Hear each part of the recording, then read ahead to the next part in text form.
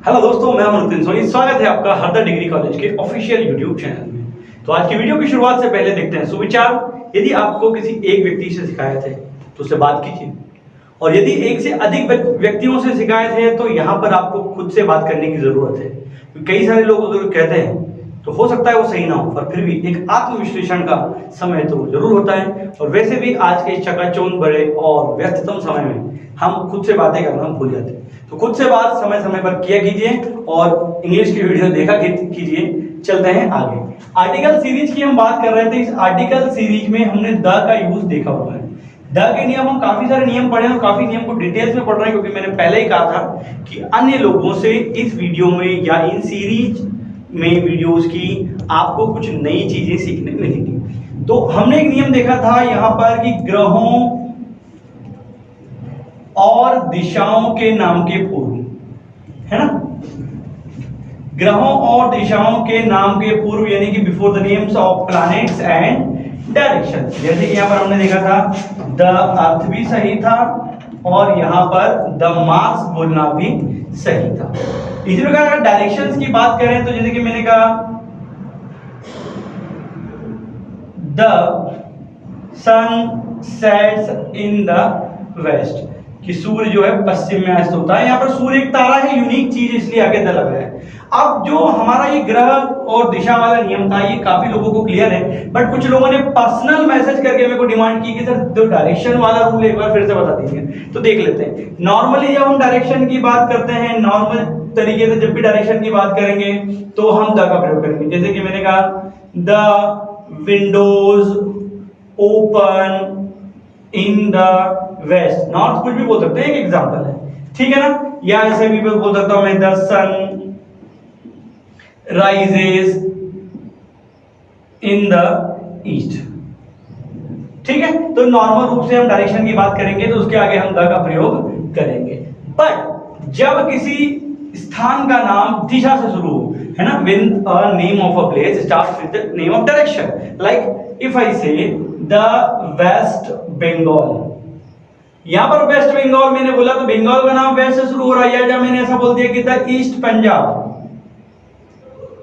तो ये बात बोलना टोटली रॉन्ग है, क्योंकि व्हेन एक जगह का नाम किसी डायरेक्शन से शुरू होता है वहां तक हम नहीं लाएंगे। कुछ एक्सेप्शंस हैं, जैसे कि the West Indies, the east Indies, वो हम ओमिजेंस में पढ़ने वाले हैं। तो ये रूल क्लियर हो गया होगा। और अगला रूल देखिए कि जब द का यूज एडवर्ब के रूप में होता है तो आर्टिकल नहीं आता है, और जब इसका प्रयोग एरिया बताने के लिए करते हैं तो द का प्रयोग किया जाएगा।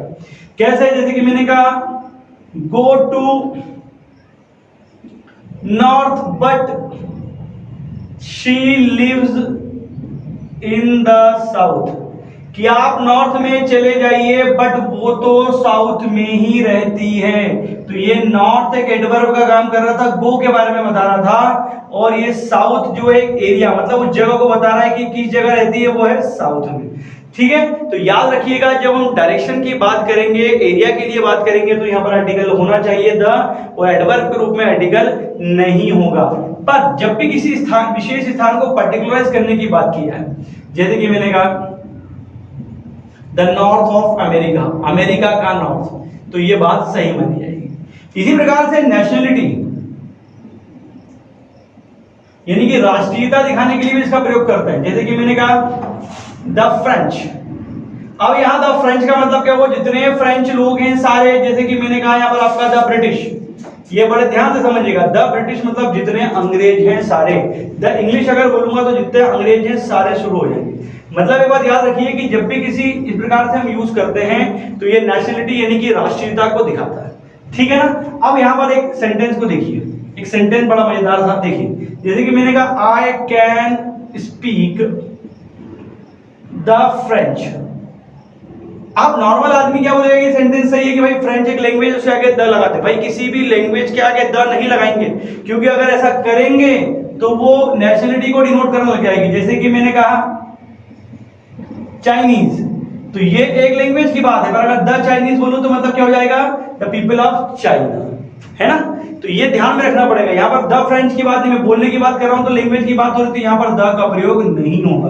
मतलब द का प्रयोग नेशनलिटी को बताने के लिए भी किया जाता है। समझ में आने वाला आपको? जैसे कि मैंने कहा द रशियंस, मतलब जितने रशिया के लोग हैं सारे। समझ लगी ना आपको? तो ये बात आप ध्यान में रखेंगे क्योंकि राष्ट्रीयता दिखाने के लिए भी इसका प्रयोग हम करते हैं। अगला नियम की ओर चलते हैं। आपने नंबर्स सुने होंगे, कई बार बोलते हैं ना अपन फर्स्ट, सेकंड, थर्ड, फोर्थ, कई बार 1 2 3 भी बोल देते हैं, कई बार सिंगल डबल भी बोल देते हैं। ये क्या है? ये होते हैं नंबर्स, या इनको न्यूमरल्स अगर मैं बोल दूं तो इनको न्यूमरल्स कहना ज्यादा अच्छा है। एक्चुअल में ये एडजेक्टिव्स होते हैं। 3 प्रकार के होता है। पहला होता है आपका ऑर्डिनल नंबर। ऑर्डिनल नंबर के अंतर्गत क्या आता है आपका? फर्स्ट, सेकंड, थर्ड, फोर्थ सारे ऑर्डिनल नंबर्स हैं। वहीं सेकंड नंबर पे क्या जाएगा आपका? Cardinal number. आपको घबराने की जरूरत नहीं है, एडजेक्टिव सेक्शन में डिटेल में हम इसको पढ़ने भी वाले हैं। कॉर्डिनल नंबर में क्या जाएगा आपका? 1 2 3 4 सारे इसमें आते हैं।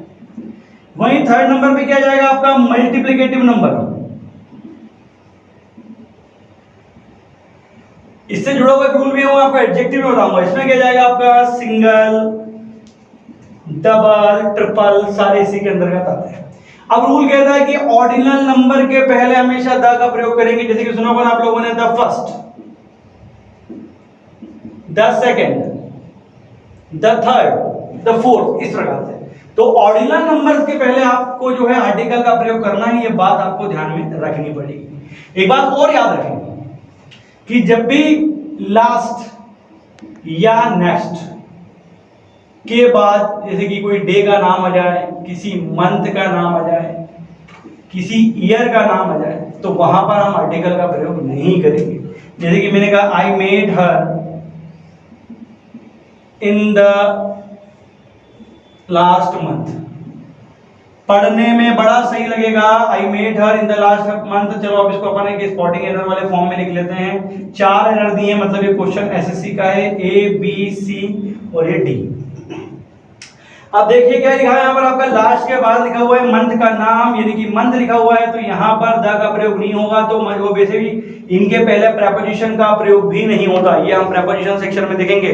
फर्स्ट लास्ट इनके पहले प्रेपोजिशन नहीं लगता, तो सेंटेंस रॉन्ग है। यहाँ पर इन द लास्ट की जगह पे क्या आएगा? सिर्फ लास्ट मंथ, है ना।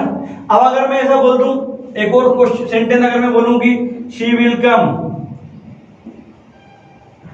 द नेक्स्ट वीक, तो बताइए सेंटेंस में कहां गड़बड़? रूल देखिए आप, रूल के अगर अकॉर्डिंग चलेंगे तो नेक्स्ट के बाद वीक का नाम आ गया है, समय बताने वाले चीज का नाम आ गया है, तो यहां पर द का प्रयोग नहीं होगा। The sentence be like that, this she will come next week.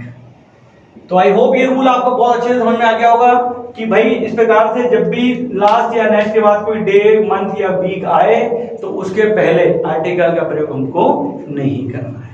चलते हैं अगले रूल की तरफ।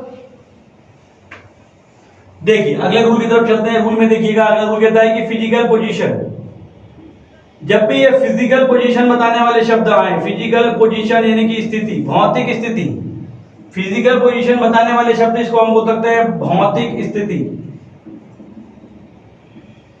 ठीक है ना। जैसे कि आपने सुना होगा ना, जैसे कि इसमें का she is sitting on the table, कि वो टेबल के ऊपर बैठी है, तो देखो उसकी कंडीशन बता रहा है कि टेबल के ऊपर, इसलिए क्या लगा दिया यहाँ पर आपको द लगाया। ऑन द टॉप भी आपने सुना होगा, ऑन द टॉप, यहां पर आपने एट द बॉटम भी सुना होगा, ठीक है ना। इन द मिडिल ऑफ भी सुना होगा आपने, ठीक है ना। अभी आईपीएल आ रहा है, अभी आप देखो जब टेबल्स देखोगे तो टीमें ऊपर नीचे जाएंगी मैचेस जीत के, या हार के नीचे भी जाएंगी, तो क्या लिखा रहेगा कि भाई Mumbai Indians is on the top of the tables या at the bottom of the tables, इस प्रकार से। तो जब फिजिकल कंडीशन को दिखाएंगे तो द का प्रयोग हमको वहां पर करना पड़ेगा। एक गाना भी सुना होगा आप लोगों ने, ऑन द फ्लोर जाना पड़ेगा, लुंगी डांस। तो ऑन द फ्लोर बोला मतलब फ्लोर के ऊपर, तो आपकी फिजिकल कंडीशन या फिजिकल पोजीशन को दिखा रहा है कि कहां पर? फ्लोर के ऊपर, इसलिए वहां पर आपको आर्टिकल का प्रयोग करना पड़ेगा। My dear students, I hope ये बात आपको समझ में आ गई होगी। अब हम न्यूमरल्स वाली बात देख रहे हैं तो उसमें एक बात और देख लें पर कि नॉर्मली तो फर्स्ट सेकंड थर्ड के पहले देखते हैं, पर जब रोमन डिजिट आते हैं, है ना, या रोमन डिजिट आते हैं, रोमन नंबर्स आते हैं, जैसे कि मैंने कहा किंग जॉर्ज फिफ्थ, तो ये यहां पर द का प्रयोग अपन नहीं करेंगे, रोमन डिजिट्स के पहले नहीं लगाया जाता। क्या हो जाएगा यहां पर आपका किंग जॉर्ज फिफ्थ, ऐसा करके। ये रूल भी मेरे को याद आ गया है, अभी शायद वहां स्प्लिट हो गया था, आप ध्यान में रखेंगे। तो इस प्रकार से अगर आप लिखा हुआ देखेंगे तो वो क्या होगा, गलत होगा, ये बात आपको ध्यान में रखनी है। एक बात और याद रखें कि भाई किसी फेमस न्यूज़पेपर की बात करें, मतलब यहाँ पर तो फेमस न्यूज़पेपर ऐसा मैं क्यों बोल रहा हूँ, क्योंकि कम से कम स्टेट वाइड पहचान होना चाहिए, लोकल न्यूज़पेपर के लिए नहीं बोल रहा हूँ, हम इधर लगाएंगे। जैसे कि मैंने कहा the times of India, the Dainik Bhaskar, ठीक है। तो जो फेमस न्यूज़पेपर हैं उनके आगे द लगाना है, यहाँ लोकल न्यूज़पेपर्स की बात में नहीं कर रहा हूं, समझ में आ गया वो उम्मीद करता हूं। और भी बहुत सारे नियम्स हैं जिस पे हम चर्चा करने वाले हैं, कुछ एक्सेप्शंस पे भी चर्चा करेंगे, उसके क्वेश्चन भी करेंगे। मैं जानता हूं कि सीरीज थोड़ी लंबी हो गई है, बट ये भी आप जानते हैं कि भाई हमको पढ़ना है, डिटेल में पढ़ना है, क्योंकि मैं पहले क्लियर कर चुका हूं कि मेरे वीडियोस में, इस चैनल पे आपको वो चीजें मिलेंगी जो अदर जो है चैनल्स पे या अन्य वीडियोस में नहीं है, क्योंकि एक एक टॉपिक के बहुत सारे वीडियोस डले हैं। आप यहाँ पर जुड़े रहेंगे तो डिफरेंस को फील करेंगे, और जो चीजें एग्जाम में हमको मतलब एक हिंडर करती है, हमको रोकती है हमारी मार्ग को सफलता के, वो चीजें यहाँ पर आपको मिलेंगी। तो उम्मीद करता हूँ वीडियो आपको पसंद आया होगा, पसंद आया तो लाइक शेयर सब्सक्राइब जरूर करें। और हाँ, कोरोना के केसेस बढ़ रहे हैं, घर पे रहिए, सुरक्षित रहिए, और बाहर यदि बहुत आवश्यक कार्य से निकल रहे हैं तो मास्क और सैनिटाइजर को अपने साथ रखिए, सुरक्षित रहिए, पढ़ते रहिए। जय हिंद।